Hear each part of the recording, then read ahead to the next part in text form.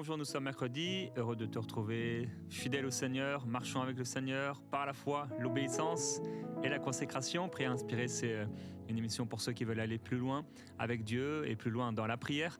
Et je suis heureux de recevoir aussi régulièrement des témoignages d'hommes et de femmes qui sont dans leur vie de prière encouragés, fortifiés. Peut-être tu m'entends, tu m'écoutes aujourd'hui et peut-être toi, tu n'as jamais vraiment prié.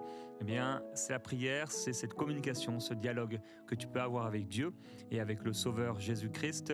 Il veut se manifester à toi et on a parlé ensemble du fait que hier, du fait que quand tu pries, Dieu t'entend, il n'est pas sourd. Il t'entend et il veut exaucer tes prières. Alors adresse-toi à lui avec foi.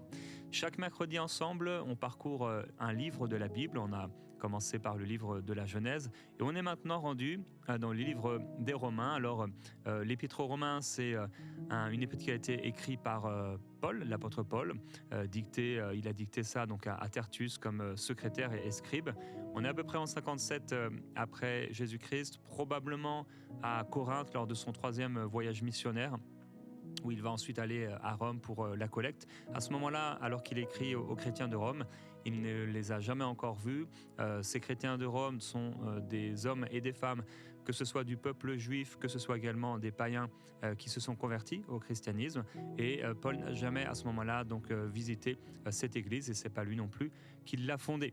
Son but dans cette épître donc aux Romains, c'est de présenter l'évangile de manière concrète, complète, ordonnée, et montrer que le salut est par la foi en Jésus-Christ, seul, indépendamment des œuvres de la loi. Alors la structure de l'épître, on commence avec une introduction, puis l'apôtre Paul va parler de l'universalité du péché. Tous sans péché sont privés de la gloire de Dieu. La justification par la foi en Jésus-Christ, en parlant d'Abraham. Il va prendre l'exemple d'Abraham. Puis il va partager sur la vie nouvelle en Christ, maintenant qu'on appartient à Jésus. Il parlera aussi de la place d'Israël et il va donner pas mal de conseils sur la vie chrétienne pratique. Et finalement, il va conclure plusieurs versets clés pour cet épître, celui que j'ai cité. Tous sans péché sont privés de la gloire de Dieu, mais ils sont gratuitement justifiés par sa grâce, par le moyen de la rédemption qui est en Jésus-Christ. Romains chapitre 5, étant donc justifiés par la foi, est-ce que tu sais à la suite du passage? Oui, nous avons la paix avec Dieu. Nous avons la paix avec Dieu par notre Seigneur Jésus-Christ. Et ce verset bien connu, car le salaire du péché, c'est la mort en effet, mais le don gratuit de Dieu, c'est la vie éternelle en Jésus-Christ, notre Seigneur, celui qu'on connaît bien, Romains chapitre 8. Il n'y a donc maintenant aucune condamnation pour ceux qui sont en Jésus-Christ. Et le passage continue. Et je termine avec Romains chapitre 8, ce verset qu'on aime tant. Rien ne pourra nous séparer de l'amour de Dieu manifesté en Jésus-Christ. Et partager avec toi donc quelques particularités de cet épître. Alors, il y en a beaucoup, mais c'est clairement l'épître la plus théologique et systématique de l'apôtre Paul. Ça va être le plus long traité théologique de Paul, 16 chapitres, avec une argumentation qu'on appelle serrée, qui est logique, qui est progressive, très structurée. Et 58 questions vont être répondues. En fait, c'est comme une forme de question-réponse. C'est un style d'écriture. 58 questions rhétoriques qui vont être répondues. Il y a peu de circonstances locales, donc peu d'événements, comme on peut le trouver par exemple chez les Corinthiens, chez les Galates. On ne parle pas vraiment de ce qui se passe là en ce moment dans la ville. C'est vraiment plus théologique et avec une exposition universelle et intemporelle. C'est encore pour nous aujourd'hui, bien sûr, de l'Évangile. Pourquoi cette forme? Probablement parce que Paul ne connaît pas encore l'Église qui est là à Rome, même si en esprit il aurait pu bien sûr, mais surtout il veut se présenter théologiquement avant sa visite, préparer son voyage missionnaire en Espagne. Et on va trouver dans sa théologie un résumé de sa vie avec Christ, de sa théologie après environ 25 ans de ministère. C'est un style qui est argumentatif. Il y a plus de 60 références directes de l'Ancien Testament qui sont faites et des objections aussi anticipées. Des gens auraient pu dire mais quoi, mais qui? Alors par exemple il va dire que dirons-nous donc? Et donc ça, on le retrouve tout au long de cet épître. Il va partager, donc, comme je l'ai dit, la justification par la foi, qui est le cœur de l'évangile, le fait que tous sont coupables, et ça c'est le grand problème, mais il y a une justification. La solution, c'est la justice de Dieu révélée en Christ. Il parlera d'Abraham, qui est le père des croyants, et il va faire des parallèles entre le premier Adam et Christ. Adam, c'était un seul homme, Christ, c'est aussi un seul homme. Adam, c'est la désobéissance, Christ, c'est l'obéissance. Avec Adam, le péché entre dans le monde, mais avec Jésus, la justice est donnée au monde. Avec Adam, c'est la mort pour tous, mais avec Jésus, c'est la vie pour tous. Avec Adam, c'est la condamnation, mais avec Jésus, c'est la justification. Avec Adam, c'est le règne de la mort, mais avec celui de notre Sauveur, c'est le règne de la grâce. Et avec Adam, beaucoup meurent, mais avec Jésus, beaucoup sont justifiés. Et l'une des particularités, c'est la salutation ou les salutations personnelles de sa conclusion de son livre, chapitre 16, où il va citer 26 personnes. Et ça nous montre aussi que la vie avec le Seigneur et le ministère, c'est pas qu'une histoire de prêcher ou d'apporter la théologie, mais c'est avant tout des âmes, c'est des hommes, c'est des gens, c'est des personnes, c'est des frères et des sœurs, c'est des hommes et des femmes qu'on aime parce qu'ils font particulièrement partie de la famille de Dieu. Et dans cette liste, il y a des femmes qui sont importantes. C'est aussi une des particularités. Il parle de Phébé, qui est diaconesse, et il parle de Priscille, bien sûr, et Aquilas, donc un couple, un collaborateur qui vont exposer leur tête pour l'apôtre Paul, des vrais serviteurs de Dieu, de Marie qui a beaucoup travaillé pour vous. Il parle de Junias, et c'est féminin. Il parle même de ses parents qui sont remarquables parmi les apôtres, donc le ministère apostolique. Il parlera de Tryphène, de Tryphose qui travaillent pour le Seigneur, de Perside qui a beaucoup travaillé aussi pour le Seigneur, et de la mère de Rufus qui est aussi la mienne. Et dans cet épître, il y a un vocabulaire donc théologique clé. Il va répéter 34 fois, je te le dis pas en grec, mais en français, la justice ou justification, 40 fois la foi, 24 fois la grâce, 74 fois il mentionnera la loi, 48 fois le péché, on peut parler du péché dans l'Église, oui, et 34 fois l'Esprit en parlant du Saint-Esprit. Alors voilà pour donc le résumé de l'Épître aux Romains que je t'encourage à lire. Elle n'est pas forcément facile, mais avec l'Esprit du Seigneur, il te permettra de recevoir pour toi-même une bonne nourriture. On va ensemble adorer le Seigneur avant de laisser la place à notre invité, le pasteur Papicho, qui va nous encourager aujourd'hui donc, dans cette émission.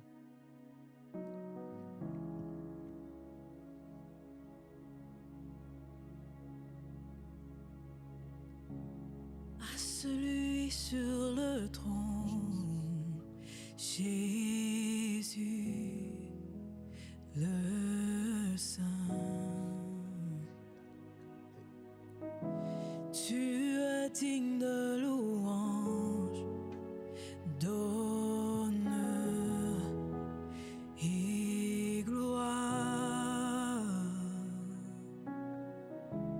à celui sur le trône, Jésus, le Saint. Tu es digne de louange, d'honneur et gloire. Digne est l'agneau crucifié, assis sur le trône. Seigneur, nul n'est comme toi.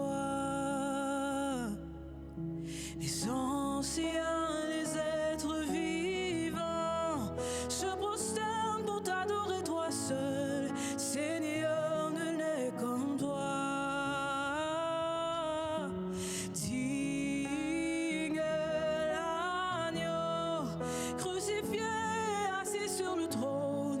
Seigneur, nul n'est comme toi. Les anciens, les êtres vivants se prosternent pour t'adorer toi seul. Seigneur, nul n'est comme toi. Digne est l'agneau crucifié, assis sur le trône. Seigneur, nul n'est comme toi. Les anciens, les êtres vivants se prosternent pour t'adorer toi seul. Seigneur, nul n'est comme toi. et l'agneau crucifié, assis sur le trône. Seigneur, nul n'est comme toi.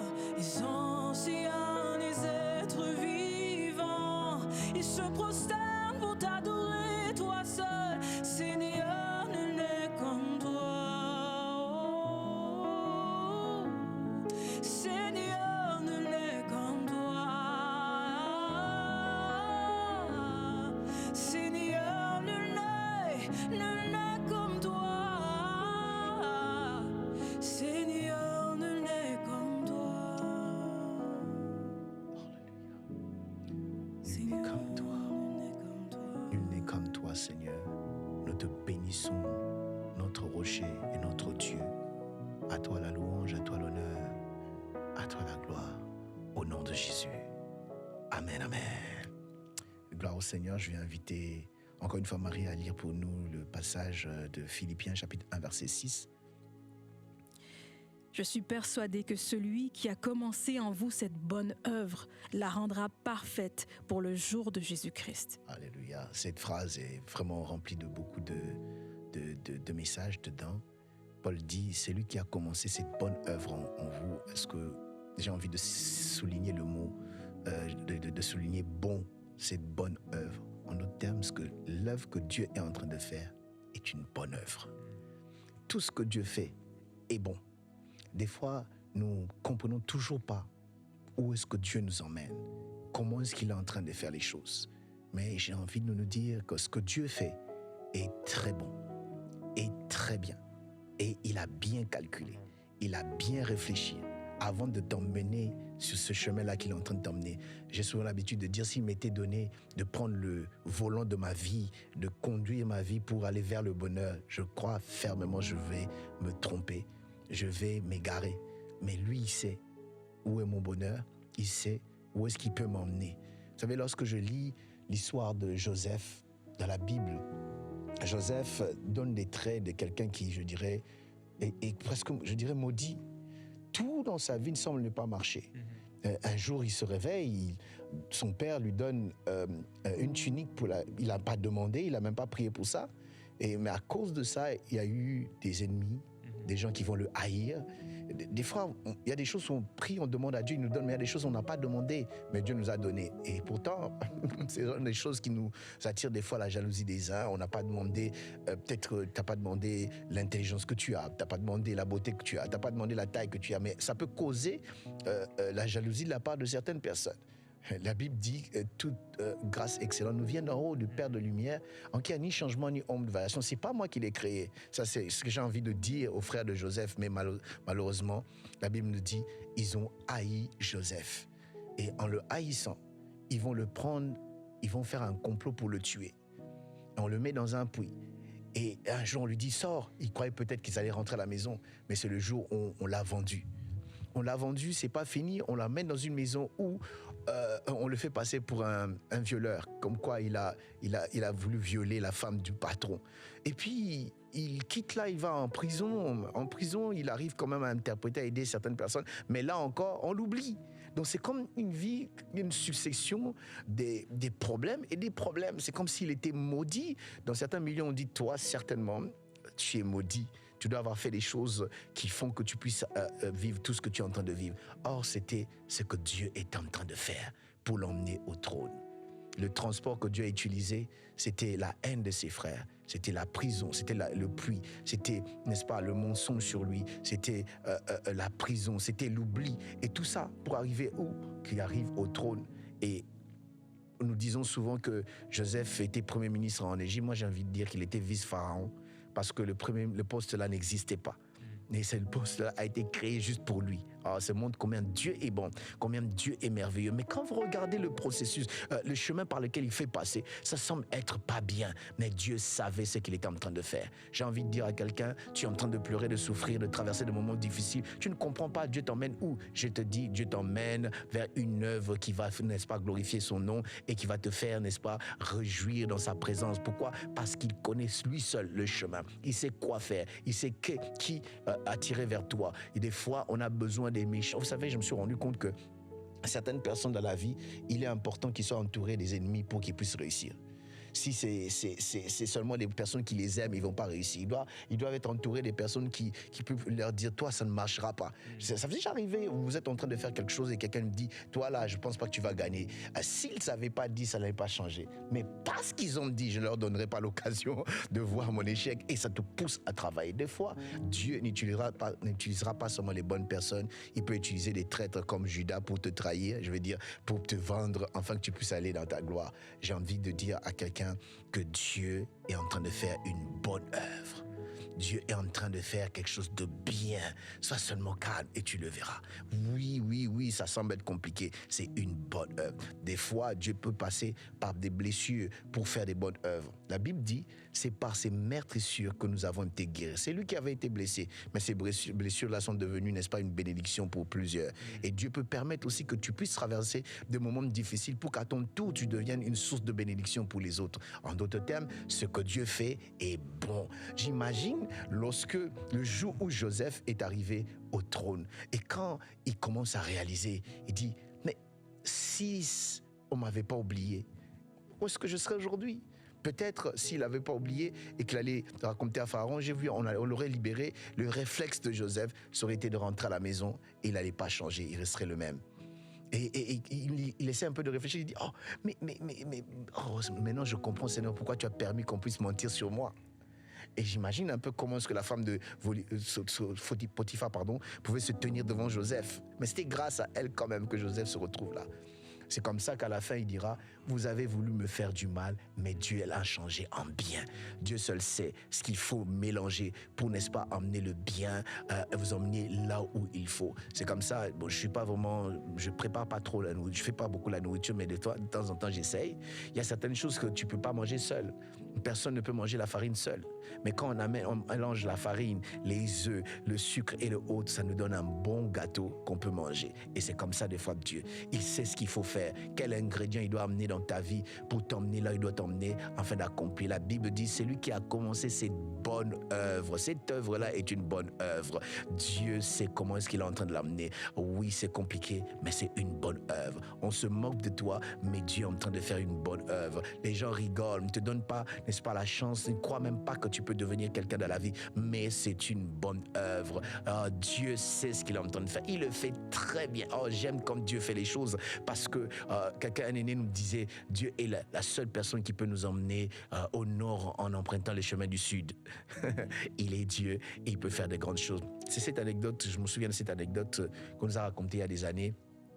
Un homme qui voulait comprendre la volonté de Dieu, et Dieu lui dit, je vais t'envoyer un ange, comme ça il va te conduire. Et ils vont aller dans un royaume. Quand ils arrivent dans ce royaume, il y avait un roi, le roi les a bien accueillis, il dit, nous on doit faire un festin et tout. Bon bref, je vous invite à venir dans cette fête.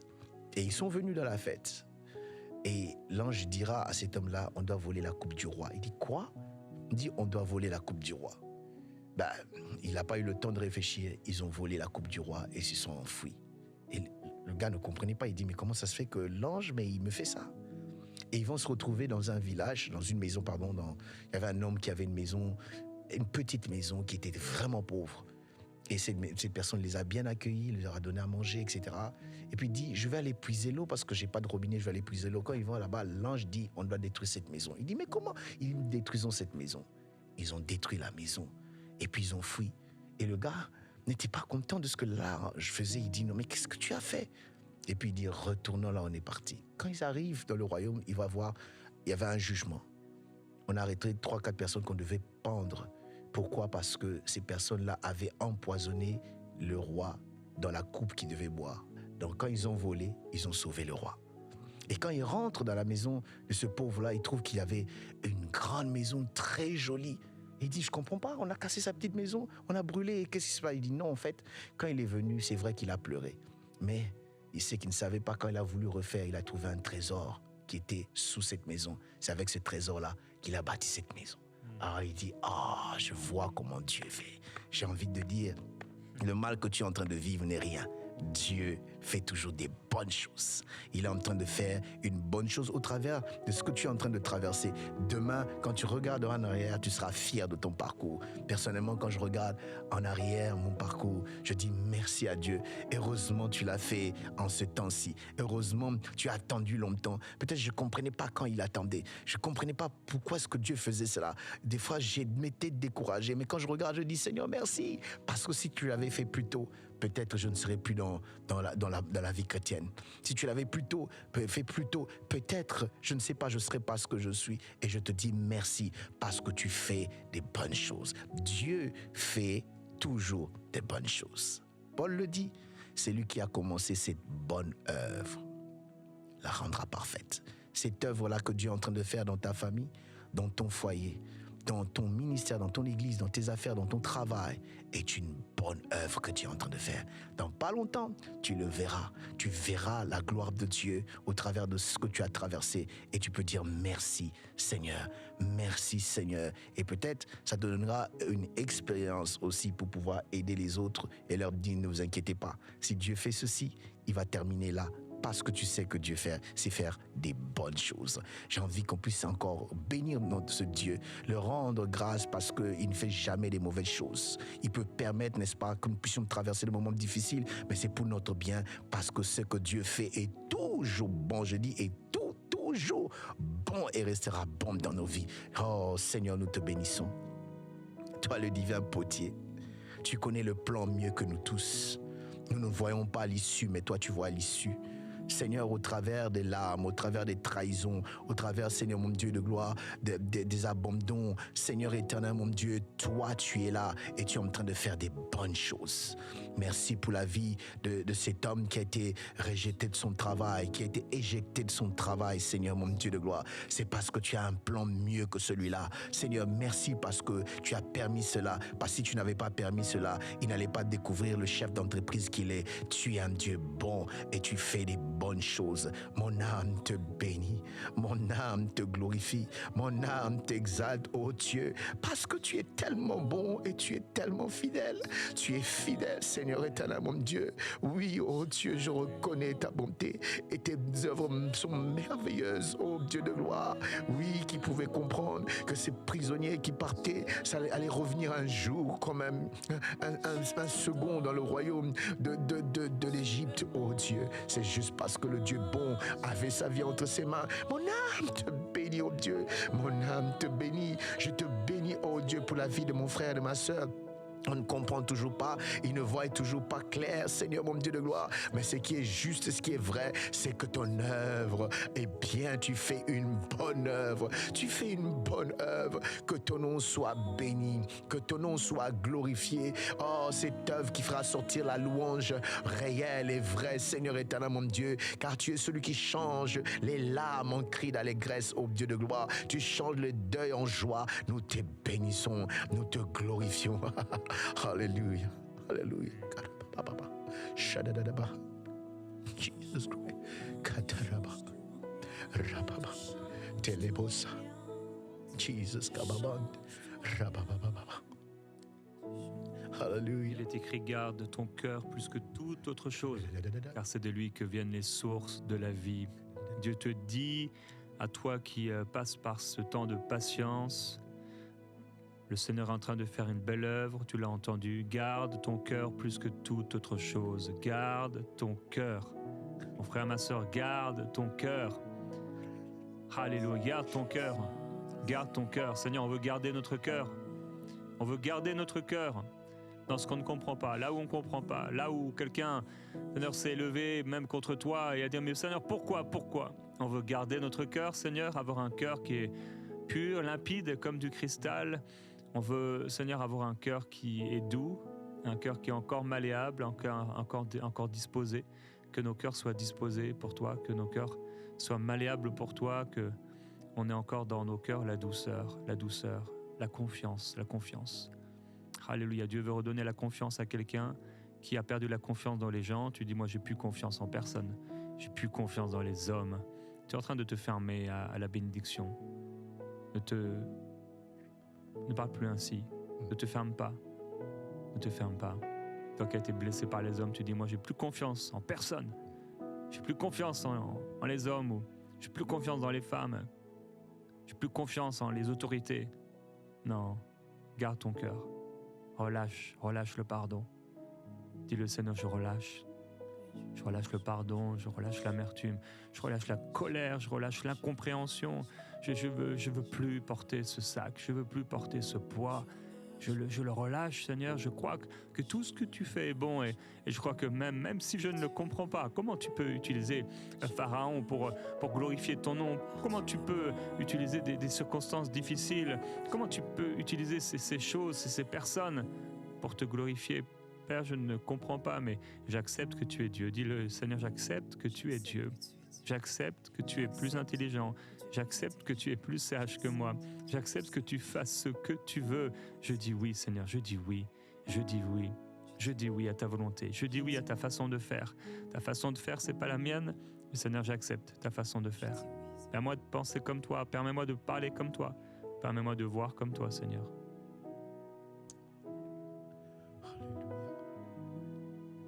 Dans mon trouble, je lève ma voix pour te bénir. David pouvait dire, je bénirai Dieu en tout temps. En tout temps.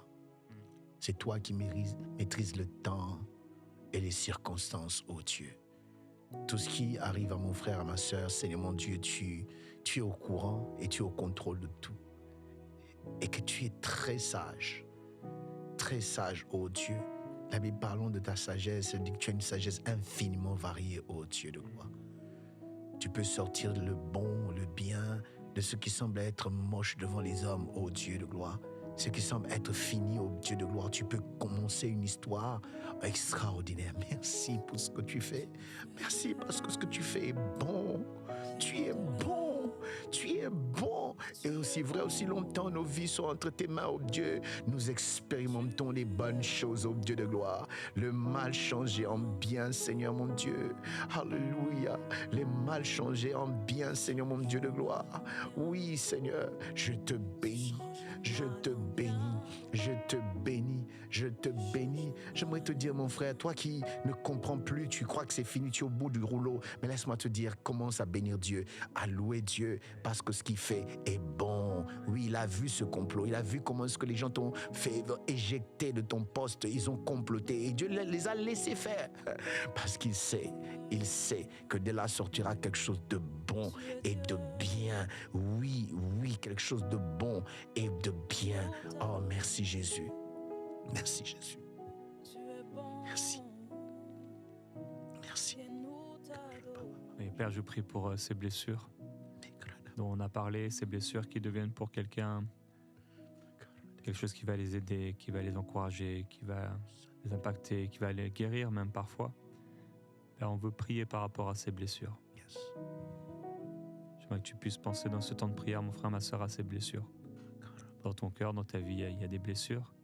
Peut-être ces blessures, elles sont guéries. Ça peut être une cicatrice qui est là dans ta main, et vraiment, il y a plus de problème, ça te cause plus de douleur.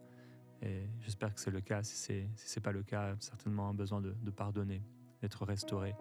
Mais il y a des blessures. Il y a des blessures qui sont là, qui font partie de ta vie, que Dieu veut utiliser pour les autres. C'est, je crois, vraiment une parole prophétique qui a été donnée. Père, je prie que ces blessures puissent apporter la guérison, puissent être un témoignage, puissent relever l'autre. Que nous puissions, Père, par les blessures, que nous puissions par les meurtrissures, que nous puissions par les temps de souffrance par lesquels nous sommes passés, encourager celui qui passe par là, relever celui qui passe par là. S'il te plaît, Seigneur, ne nous permets pas de nous taire quand on se retrouve devant quelqu'un qui est au même moment qu'on a vécu, dans la même circonstance qu'on a vécu. Ne nous permets pas de nous taire, s'il te plaît. Je prie pour quelqu'un, Père, qui était gravement malade. Cette personne qui a été pendant de nombreux mois malade et que tu as libéré, tu as guéri, et qui se retrouve devant des malades et qui ne dit rien. Seigneur, s'il te plaît, j'appelle l'assurance, la hardiesse, l'esprit de foi. Père, nous ne voulons pas oublier, mais on veut se remémorer combien tu es bon, combien tu as été fidèle. Oui, nous le déclarons.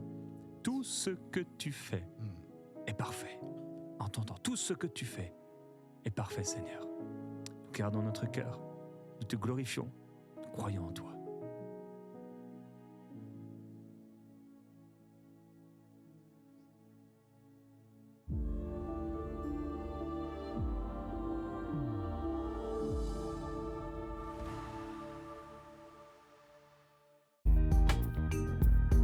Merci à tous nos précieux partenaires grâce auxquels cette émission a pu être réalisée. Vous aussi, rejoignez la grande famille des partenaires d'EMCI TV en faisant un don sur emcitv.com/don.